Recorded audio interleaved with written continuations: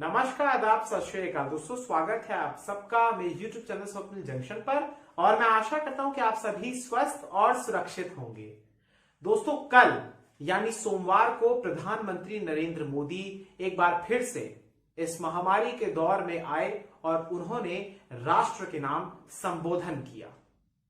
इस बार दोस्तों जब प्रधानमंत्री आए तो उन्होंने एक प्रकार से बहुत सारी बातें तो नहीं कही, उन्होंने दो अहम फैसले उनके बारे में जरूर उन्होंने जानकारी दी, लेकिन कहीं ना कहीं इस बार जो वो आए, कुल मिलाकर अगर मैं आपको बताऊं तो ये 9वीं बार आए थे और 20 अप्रैल को आखिरी बार आए थे वो। यानी उस समय कोरोना की दूसरी लहर तो चल रही थी, लेकिन कहीं ना कहीं ये जो एक प्रकार से संकट आया मई के महीने में, आप सब ने देखा कि किस प्रकार से ऑक्सीजन का अकाल पड़ गया था। मेडिकल ऑक्सीजन की डिमांड इस प्रकार से बढ़ गई थी कि देश में हाहाकार मच गया था। जीवन रक्षक दवाइयों से लेकर वेंटिलेटर तक और ऑक्सीजन तक, सिलेंडर तक, लोग एक प्रकार से मारामारी आपाधापी की सिचुएशन हो गई थी। और 20 अप्रैल को आखिरी बार प्रधानमंत्री आए थे, लेकिन उसके बाद तकरीबन 50 दिनों का एक ब्रेक आया और फिर कल आए प्रधानमंत्री और उन्होंने सबसे पहले जब अपने संबोधन की शुरुआत करी, 32 मिनट का ये उनका भाषण था, संबोधन था, और उसमें कहीं ना कहीं उन्होंने शुरुआत अपनी पीठ थपथपाते हुए की, अपनी उपलब्धियां गिनाई। उन्होंने इस बात का जिक्र किया कि किस प्रकार से उनकी सरकार ने त्वरित एक्शंस लिए, त्वरित निर्णय लिए, जिससे देशवासियों को लाभ हुआ। उन्होंने इस बात का भी जिक्र किया कि कैसे देश की नौसेना, वायुसेना ने एक प्रकार से बिल्कुल इमरजेंसी में कितनी शीघ्रता के साथ देश को एक प्रकार से बचाने की दिशा में कदम उठाया और प्रयास किया, और उनका प्रयास सफल भी रहा। साथ ही साथ प्रधानमंत्री ने इस बात का भी जिक्र किया कि उन्होंने ये तमाम चीजें वो अपनी पीठ थपथपाते हुए कह रहे थे। प्रधानमंत्री ने इस बात का भी जिक्र किया कि दरअसल उन्होंने दुनिया भर से चिकित्सीय संसाधन जुटाए, चाहे मेडिकल ऑक्सीजन हो, चाहे ऑक्सीजन के कॉन्सेंट्रेटर्स हो, चाहे मेडिकल ऑक्सीजन प्लांट्स हो जो रिमोट वाले होते हैं, मोबाइल वाले जिनको आप कहते हैं, जो मूवेबल होते हैं, या फिर जीवन रक्षक दवाइयां हो। ऐसी तमाम चीजें उन्होंने दुनिया भर से जहां से भी जुटाई जा सकती थी उन्होंने जुटाई। साथ ही साथ प्रधानमंत्री ने विपक्ष पर और मीडिया के एक खास वर्ग पर भी उनकी छवि को खराब करने की दिशा में प्रयास करने के लिए बहुत ज्यादा कोसा उन्होंने, और मौखिक रूप से उन्होंने हमला भी किया। एक प्रकार से श्रेय लेने की कोशिश किया, बल्कि श्रेय लिया भी, और जितनी भी नाकामी हुई, जो भी सारी की सारी अव्यवस्था फैली, उसके लिए राज्य सरकारों पर ही ठीकरे को फोड़ दिया। यहां पर दोस्तों आपको मैं एक बात बताना चाहूंगा, फिर आगे आपको रिपोर्ट बताऊंगा कि आखिर क्या क्या निर्णय लिए गए। लेकिन एक बात आप जान लीजिए कि प्रधानमंत्री मोदी की जो छवि है, कहीं ना कहीं इस विशेष रूप से महामारी के कुप्रबंधन के दौर में, जब दूसरी लहर के दौरान आपाधापी हो गया, हजारों लाखों लोगों की मौतें हो गई इस 1.5 महीने के दौरान, और 4 लाख, 4.25 लाख केसेस भी एक दिन में रिपोर्ट हुए, इससे बहुत ज्यादा उनकी छवि को नुकसान हुआ है। ना सिर्फ घरेलू स्तर पर बल्कि अंतर्राष्ट्रीय स्तर पर भी प्रधानमंत्री मोदी और उनकी सरकार को, यानी भाजपा की सरकार को, बहुत ज्यादा छीछा लेदर का सामना करना पड़ रहा है। मैं आपको एक उदाहरण देना चाहूंगा दोस्तों। संयुक्त राष्ट्र के सस्टेनेबल डेवलपमेंट गोल्स जो 17 SDG हैं, उसकी रैंकिंग्स आई हैं, और हालिया रैंकिंग में भारत का स्थान दोस्तों 193 देशों में 117वें पायदान पर भारत है। भारत की रैंकिंग पिछली बार की तुलना में 2 पायदान नीचे खिसक गई है। भारत से ऊपर, आपको जानकर हैरानी होगी, आपको जानकर आश्चर्य होगा कि भारत से ऊपर नेपाल और बांग्लादेश है। इसलिए कहीं ना कहीं उनकी छवि को और देश की छवि को अंतर्राष्ट्रीय स्तर पर भी बहुत ज्यादा झटका लगा है। और अगर मैं बात करूं विदेशी जो मीडिया संस्थान है या अखबार है, चाहे यूनाइटेड स्टेट्स ऑफ अमेरिका के हों या फिर ब्रिटेन के हों, वो क्या छापते हैं वो आपको पता है। उन्होंने किस प्रकार से इस दौर में रिपोर्टिंग की है, कैसे भारत की छवि को दिखाया है, प्रदर्शित किया है, उससे हर कोई वाकिफ है और हर कोई परिचित है। इसलिए भारत की छवि को भी झटका पहुंचा है और प्रधानमंत्री नरेंद्र मोदी की छवि को बहुत ज्यादा झटका पहुंचा है, क्योंकि आप जानते हैं कि प्रधानमंत्री नरेंद्र मोदी की छवि भारत में ही नहीं बल्कि दुनिया के लेवल पर एक लार्जर देन लाइफ नेता की बन गई थी, एक ऐसे नेता की जो अपने इशारे पर कुछ भी कर सकते हैं। इसलिए उस एक प्रकार से उस छवि को दोबारा रिपेयर करने की दिशा में, उस डैमेज को दोबारा कंट्रोल करने की दिशा में प्रधानमंत्री कल आए। लेकिन यहां पर हैरानी की बात यह होती है कि जब लहर कम हो रही है, कम से कम सरकारी आंकड़ों के हिसाब से अगर मैं कहूं, क्योंकि ये बड़ी विचित्र परिस्थिति है कि अगर दुनिया के किसी देश में 1 लाख भी केसेस आए तो वहां पर हाथ पांव फूलने लग जाते हैं। वहां पर वहां के स्वास्थ्य मंत्री ना जाने कितनी दफा इस्तीफा दे देते अगर वहां पर 1 लाख केसेस आते। लॉकडाउन तगड़े लेवल का लग जाता, लेकिन हमारे देश में कहीं ना कहीं परिस्थितियां डिफरेंट हैं। अगर हमारे देश में 1 लाख केस आते हैं और पहले 3 लाख, 3.5 लाख, 4 लाख केसेस आए तो इसे एक जीत की तौर पर देखा जाता है कि सिर्फ 1 लाख ही तो आए और हम एक प्रकार से उद्घोष कर देते हैं कि अब हमारे यहां महामारी कम हो रही है और हम अनलॉक की तरफ बढ़ जाते हैं। बहरहाल इस विषय पर आज मैं संवाद नहीं करूंगा। मैं सिर्फ आपसे यह कहना चाहता हूं कि प्रधानमंत्री ने एक प्रकार से कल जो भाषण दिया उसका फलसफा यह रहा कि वो कहना चाहते थे कि उनकी स्पष्ट नीति है और साफ नियत है और वो चाहते हैं कि देशवासियों को टीका लगे, देशवासी महामारी से बच कर रहे हैं। हालांकि उन्होंने अर्थव्यवस्था को लेकर कोई बयान नहीं दिया जैसे कि एक्सपेक्टेड था, और भी बहुत सारी दीगर चीजें उस पर भी कोई बयान नहीं दिया।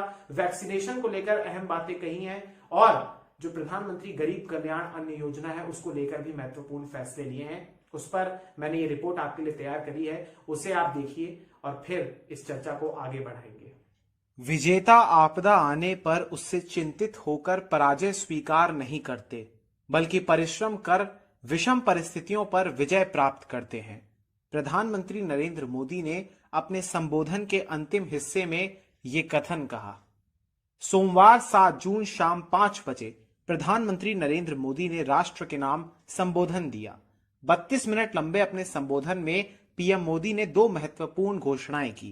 पहली कि 21 जून से यानी अंतर्राष्ट्रीय योग दिवस के उपलक्ष्य वाले विशेष दिन से देश के 18 वर्ष के आयु वाले या फिर उससे ऊपर वाले सभी नागरिकों को केंद्र सरकार की तरफ से निःशुल्क टीका लगाया जाएगा। उन्होंने कहा कि देश के प्रत्येक राज्य को केंद्र सरकार मुफ्त में वैक्सीन उपलब्ध कराएगी, यानी किसी भी राज्य को अब वैक्सीन पर कोई पैसा खर्च नहीं करना होगा और ग्लोबल टेंडर निकालने की भी आवश्यकता नहीं पड़ेगी।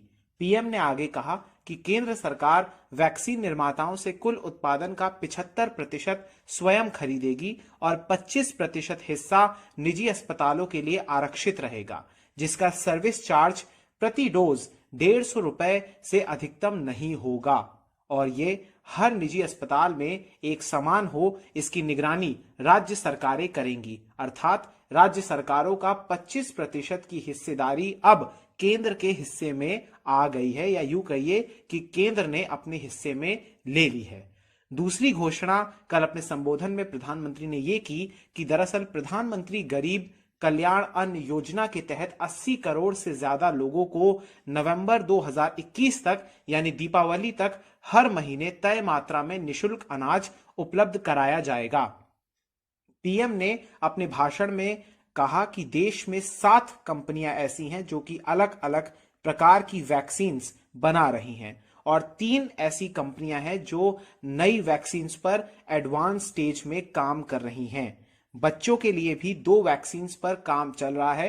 प्रधानमंत्री ने आगे कहा कि देश में नेजल वैक्सीन यानी नाक में स्प्रे की जाने वाली वैक्सीन पर भी अनुसंधान जारी है। तो दोस्तों, आपने रिपोर्ट देखी और ये वो तमाम घोषणाएं थी जो कि प्रधानमंत्री ने अपने इस संबोधन में कही और उन्होंने जिनका एक प्रकार से ऐलान किया। साथ ही साथ मैं आपको बताना चाहूंगा दोस्तों कि प्रधानमंत्री ने इस बात को भी कहा कि पिछले 50-60 सालों में जो स्वास्थ्य व्यवस्था डेवलप नहीं हुई थी या जितनी नहीं हुई थी उतना महज 7 सालों में हो गया है। यानी एक बार फिर से, जैसा कि मैंने आपको इस वीडियो की शुरुआत में कहा था कि उन्होंने अपनी पीठ थपथपाई है। साथ ही साथ प्रधानमंत्री ने इस बात का भी जिक्र किया अपने अंतिम क्षणों में, अपने भाषण के अंतिम हिस्से में, कि अफवाहों को लेकर कई लोग एक प्रकार से बहुत ज्यादा एक्टिव हो गए हैं और वैक्सीन को लेकर तरह तरह के तर्क दे रहे हैं। इस पर उन्होंने देश के प्रबुद्ध लोगों से और युवाओं से आह्वान किया कि वो आए और जागरूकता फैलाएं, सही दिशा में जागरूकता फैलाएं। इसी के साथ दोस्तों इस पूरे के पूरे संबोधन का उन्होंने अंत किया। और एक बात मैं कहना चाहूंगा दोस्तों कि जैसा कि अपेक्षित था कि इस पूरे संबोधन के बाद जो बीजेपी शासित राज्य है या जो बीजेपी के बड़े नेता हैं उनकी तरफ से प्रतिक्रिया जो आनी थी वो अपेक्षित थी, सबको पता था कि क्या आएगी। उन्होंने प्रधानमंत्री के इन तमाम निर्णयों का स्वागत किया और साथ ही साथ उन्होंने ये भी कहा कि ये प्रधानमंत्री का एक प्रकार से कुशल नेतृत्व है और उनकी संवेदनशीलता को दर्शाता है। वहीं अपेक्षित तो यह भी था कि विपक्ष इसको स्वागत नहीं करेगा या फिर स्वागत करने की दिशा में आगे बढ़ेगा, लेकिन कहीं ना कहीं अपना जिक्र भी करेगा, तो ऐसा हुआ भी।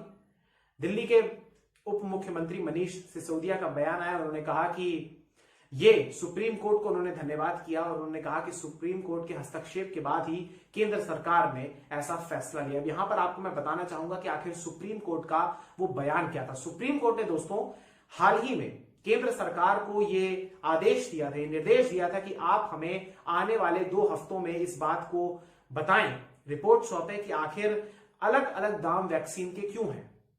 18 से 44 वर्ष की आयु वाले लोगों को पैसा देना पड़ेगा और 45 वर्ष से ऊपर वालों के लिए मुफ्त है, ऐसा क्यों है?